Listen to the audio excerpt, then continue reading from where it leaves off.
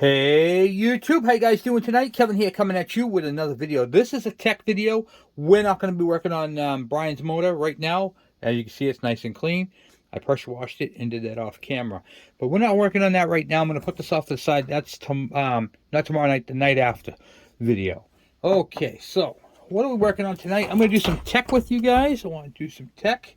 At the beginning of Brian's last video, I put this light fixture in vinegar, okay? And you guys remembered how rusty everything was inside there. So I got a little brush here, and this has been sitting for 2 days in vinegar, and straight up vinegar that you'd get at your supermarket. It's 5% acidicity, hopefully I pronounced that correctly. And we're going to take a look and see how it's coming out.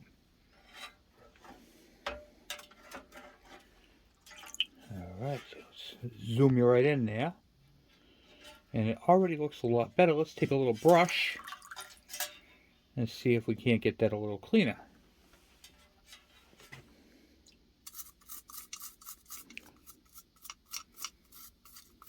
Remember, this was all rust.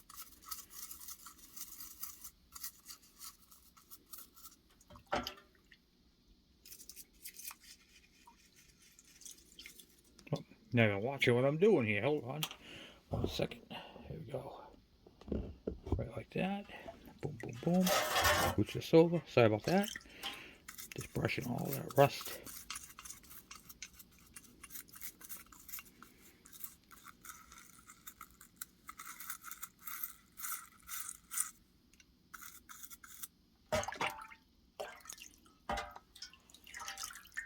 I would say that's pretty clean, huh? Wouldn't you? Nice. Look at that.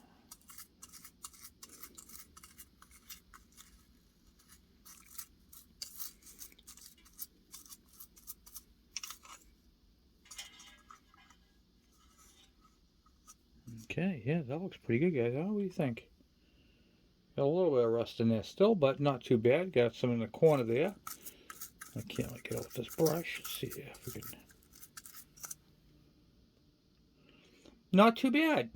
So it's going to soak a little bit more because I still got some rust. This part all looks nice, but there's still a little bit of rust right up in here.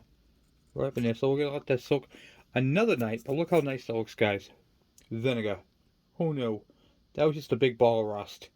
So what we're going to do, we're going to let that soak for one more night in there, and in the vinegar that, and then what do you call it there? We'll take this out one more time, clean it, and I'm going to show you guys on something else I use. Bottle brushes for baby bottles. You can get these at any Walmart or anything like that. These also come in handy for cleaning up these sockets when you just go around them like that and just get the stuff off, and you can see it all on there. Literally like a baby bottle.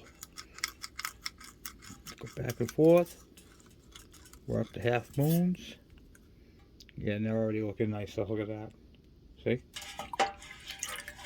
Wash it out. Yeah, that looks good.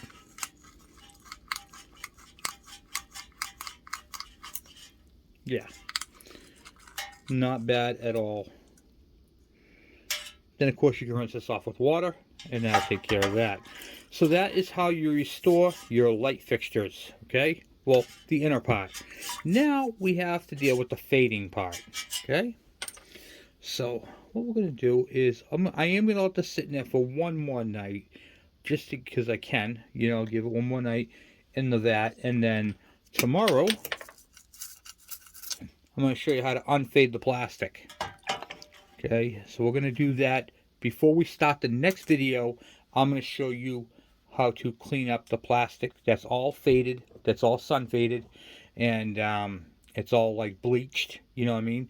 And I'm going to show you how to make it look nice and black again without paint.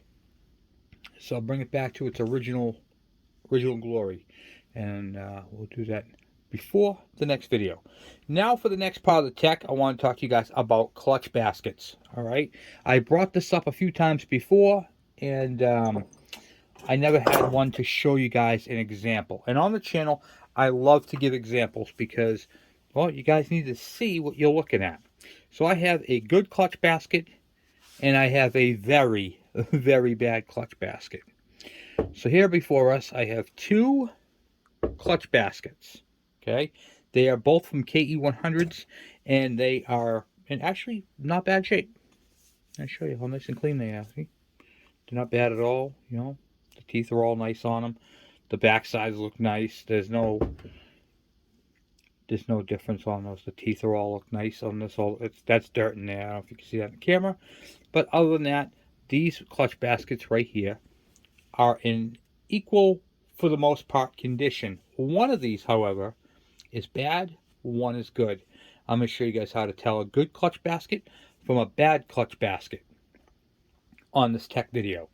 Okay, so you have your clutch basket right here, and you can see how worn and how grooved these are. See how deep those grooves are? You can't even fix these with a flat file. I wish you could see feel that. Look at the teeth. It actually made teeth in them. Okay? But the worst part about that is this. I'm holding the clutch basket. Watch the teeth. Ready? I don't know if you can see that.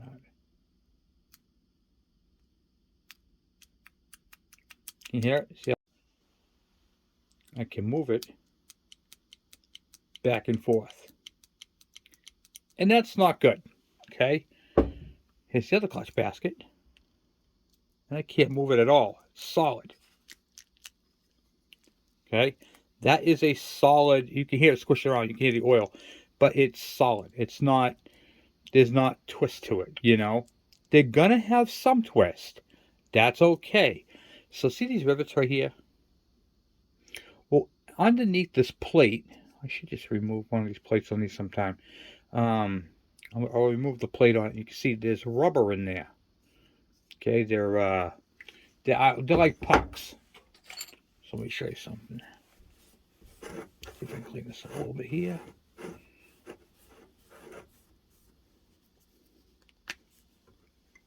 So in here,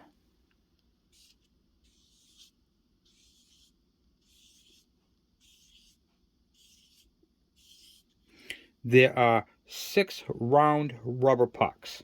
Okay, so picture this plate being off. You're gonna have 6 circles all the way around.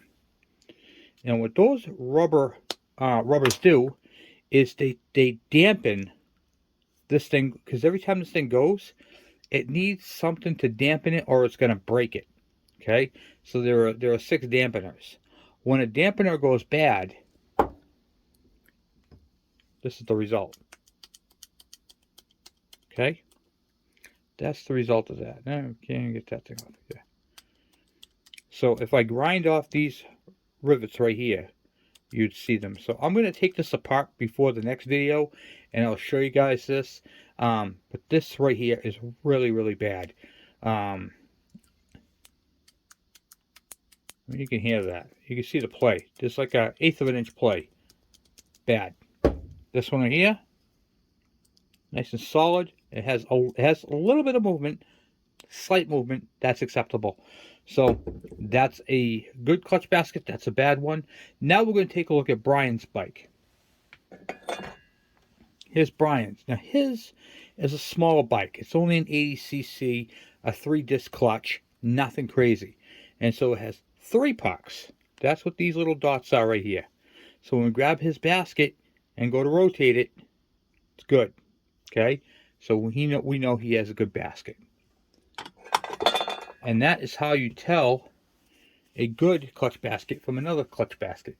But why did that go like that? Okay, what caused that? Well, from not changing transmission fluid, that's one part of it. Beating on these bikes. These bikes are not motocross bikes. Let me explain. This is a small diameter clutch. A motocross bike, as I showed you in some of my other videos, have big discs, and that is more area, more surface area to grab and turn, to twist. These have little baskets in them. Okay, these are basically on-road, very mild off-road. Someone thought it was a good idea to literally just beat the hell out of this thing. I mean, look at the grooves in this thing. This clutch must have grabbed and had a hard time letting go. When you have them this bad, this right here can give you a false neutral. This right here, this basket right here, can cause a binding of your clutch. So you're trying to adjust your clutch, and then 1 minute the clutch feels perfect, and then the next time you drive the bike, you're like, I think I have to adjust my clutch again. But I just adjusted it. What the hell is going on? Your clutch basket probably looks like this. Okay? So what actually happens is, let me see if I can grab a clutch case right here.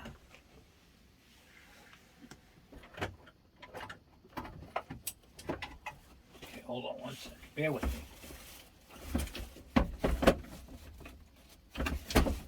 Okay. We'll take a clutch disc. So instead of the clutch freely sliding in and out, you can see it is binding up. All right, it locks into the grooves, and then you can't move it. And that's what will give you a false neutral, because instead of the clutch sliding in and out and clamping down, what happens is the centrifugal force is holding the clutch there, and it's staying in the groove. So your disc,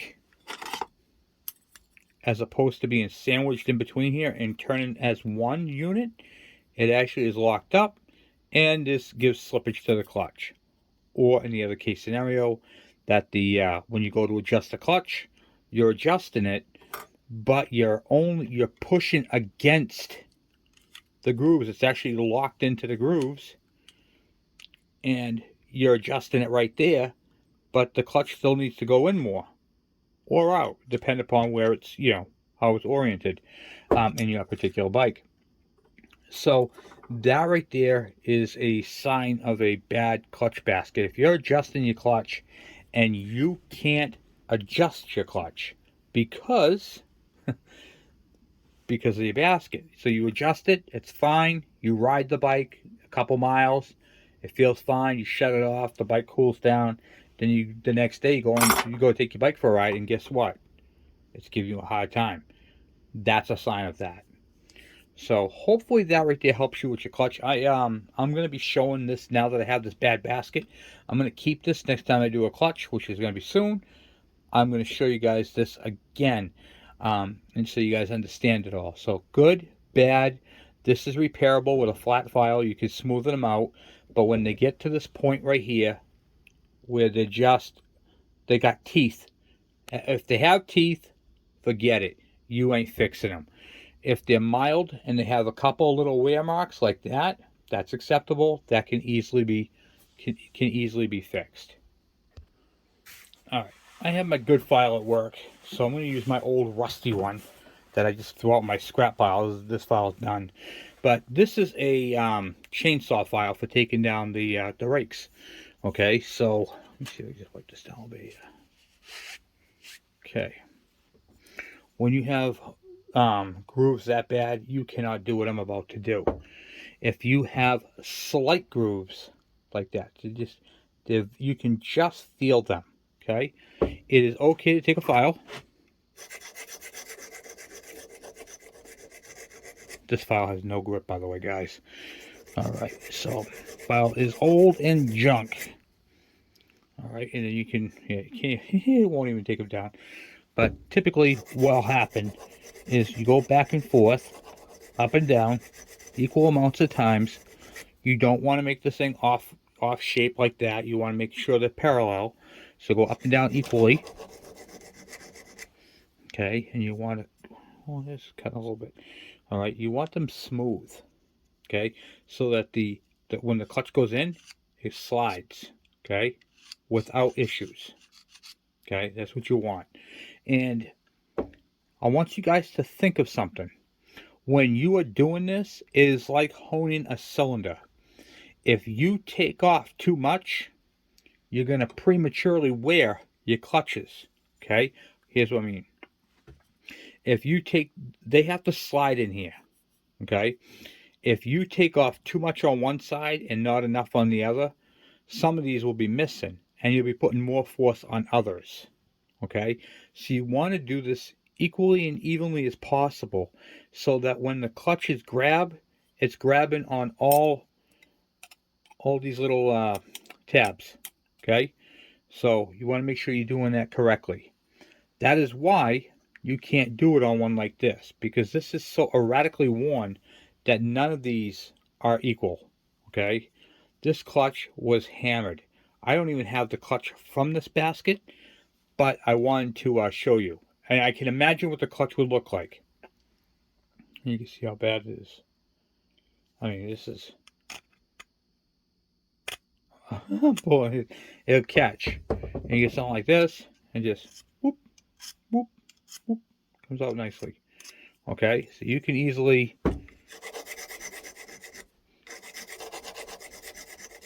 clean them up. Clean them up so they're nice and smooth. Even if you can still see the marks, and you can run your hand up and down, it's nice and smooth, that's acceptable. That's all you got to do. Because you don't want your clutch hanging up. That right there will cause you a clutch hang up. So hopefully that helped you guys. Alright, so Tech 3 is the headlight. Okay, these are not cheap. A sealed beam, a factory 6-volt, and I'm not talking about the LED conversions, which are expensive in themselves as well. But I'm talking about the factory bulbs. If you're restoring a bike and all that, well, you want to keep it complete, original OEM. And I get a lot of people go, "Oh, I burnt my headlight right out." I always ask this question: are you running a battery? No. Well, that's why you need to run a battery. Well, it was on. It was just fine. Then it popped when I revved up the engine. Okay, so let me explain something to you guys, and hopefully this helps you. The alternator or stator is alternating current AC. AC current is a lot higher than DC current. In fact, it takes a resistor, or not a resistor, a diode to convert it over to DC current. So even though that this is a DC headlight, it will illuminate with AC current. It'll just be extremely bright. And when it goes extremely bright, you're getting over, if it was DC current, I'm just going to try to word this in a way that wasn't DC current at high, I can't word it like that.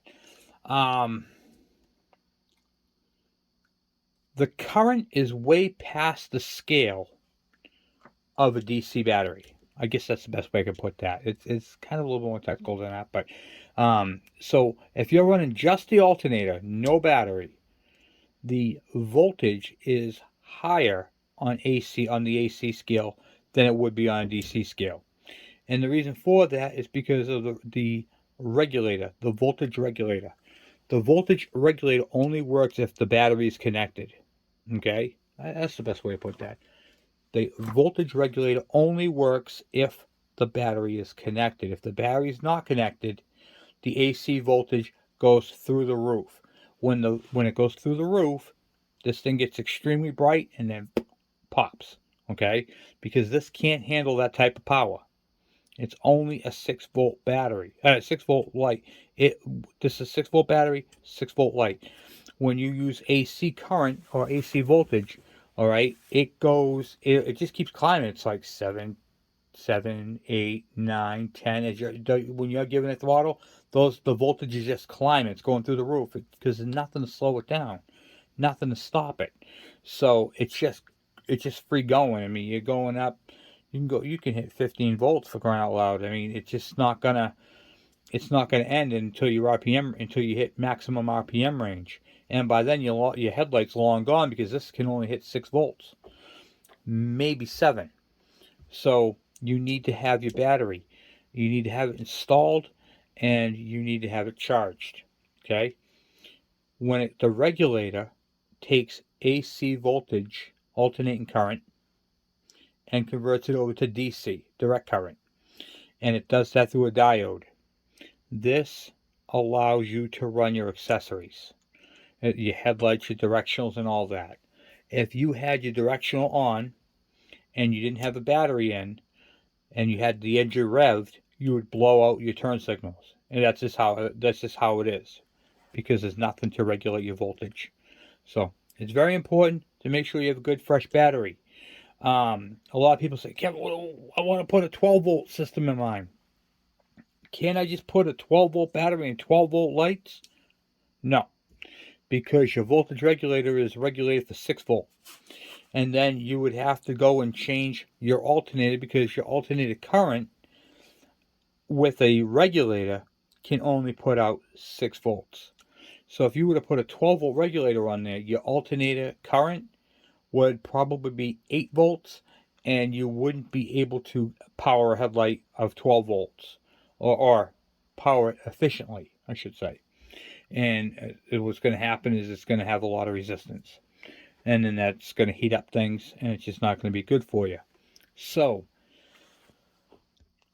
the 6 volt is absolute best way to go with these little bikes, because, well, that's what they're designed for, and your alternator works fine.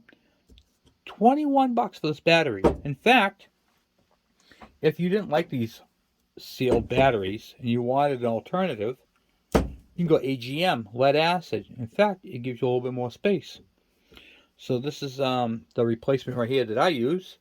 And I got this at Home Depot or Lowe's. You can get different shaped batteries. You can get these at, what do you call it there? Batteries Plus. Any of those. 6 volt, 4.5 amp hours. You can get 6 volt, 6 amp hours if you want more amp hours. But this battery right here is rechargeable. You can lay it down flat. You can lay it like this. You can lay it like this. It is sealed. Nothing can leak out of it. Okay?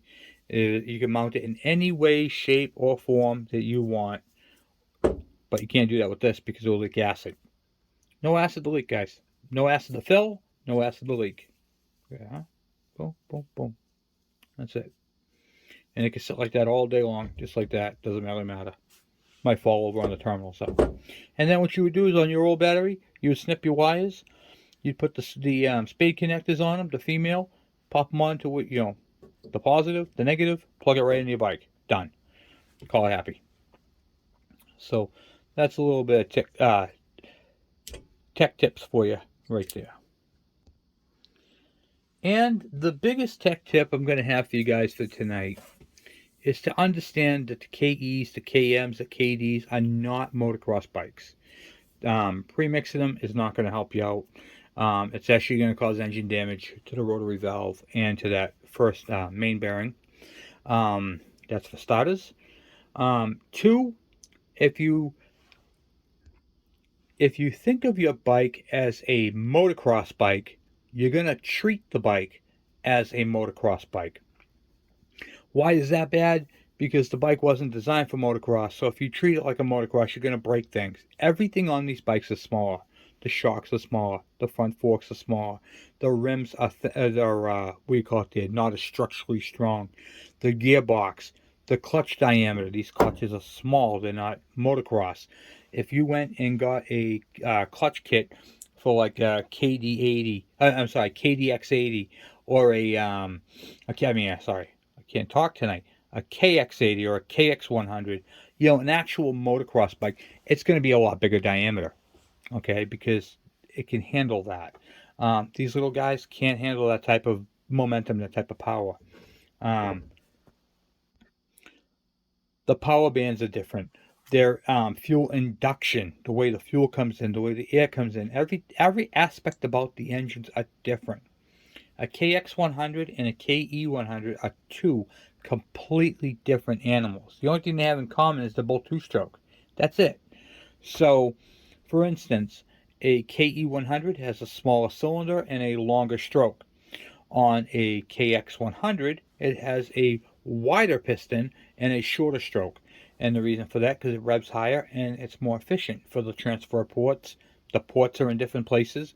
They're some are bigger, some are smaller, and the way they tune that motor, it's literally designed for power and torque.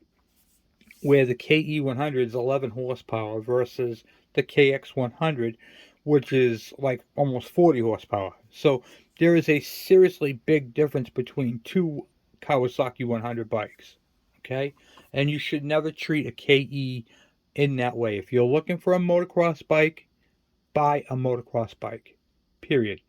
If you're looking for a reliable, fun street bike that can do moderate to mild off-roading, KE100 is a great bike all day long. I've got them. I ride them. I drive them everywhere. So keep that in mind. These are not motocross bikes. And treating them as such is going to really let you down on the bike. You're gonna be like, this bike really sucks. And when the bike really doesn't suck, it's just because you want something you don't have. So if you want motocross, buy motocross. If you don't want motocross and you're on a budget and you just want to get back and forth to work and have some fun and get some looks, because you will get looks on these bikes. These are like the beach cruiser, you know what I mean? They look cool. They're a fun, stylish bike, retro style bike, and yeah, you can do a lot with these things and have a lot of fun. So anyway, guys, I'm going to end it here. Thank you for watching. Thank you for hanging out with me, and thank you for watching this tech video. I'm going to be doing a few more of this segment in between other videos. So I'm going to put this one out there and see how many hits I get and what I get for comments. And if you guys like tech, I'll do some more tech. If you guys like more hands-on, well, I'm going to do those anyway, but I'll just keep doing them and then we'll fade off the tech. So I'm just kind of, trying to help you guys along with these little projects and see what we can do. Teach you a little bit of restoration stuff when you're working on your bikes and help you get them. So the next time we do this, we're going to go a little further and I'll show you how to bring back the plastic and make this thing look like new. Unfortunately, if they're cracked and chipped and you can't do anything about that, like if your pedestals are bad, you have to replace them. But if your thing is in nice shape and it's just faded, I'm going to show you how to bring that back. And we already brought back the metal. Look how nice that looks, guys. I can't wait to put this onto a bike.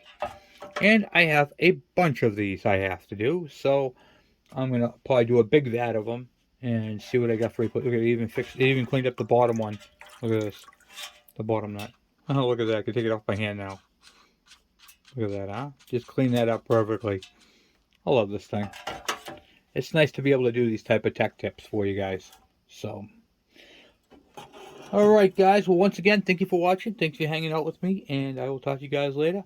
I'm out!